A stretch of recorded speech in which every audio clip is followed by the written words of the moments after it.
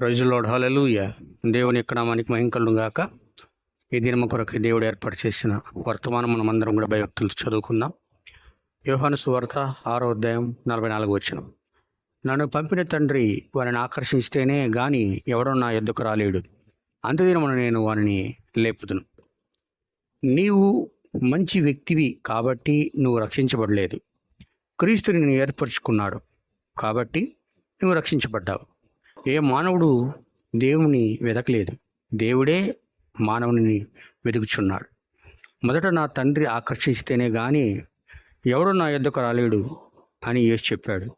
నువ్వు నశించిపోవట ఇష్టం లేని దేవుడు ఆయన నీకు అవకాశం ఇచ్చి నేను పిలిచి తన సేవకునిగా ఎన్నుకున్నాడనే విషయమును ఒక క్షణం నువ్వు ఆగి ఆలోచించినట్లయితే ఎంత బాగుంటుంది. ఎందుకని? దానికంటే ప్రశస్తమైనది ఏదైనా కలదా? దేవుడిని వెతుకుట ఏ మనుషునికి అయినా పూర్తిగా అసాధ్యం.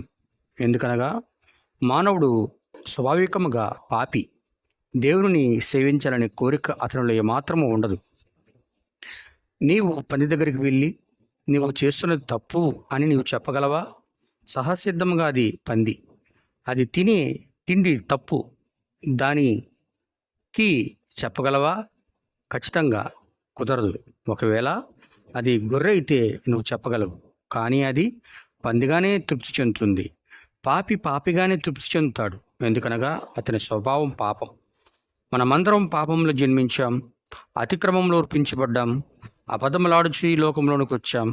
స్వాభావికముగా తిరుగుబాటుదారులము, దేవుడు లేని వారము, నిరీక్షణ లేని వారము. దేవుని ఉగ్రత మన మీద ఉన్నది.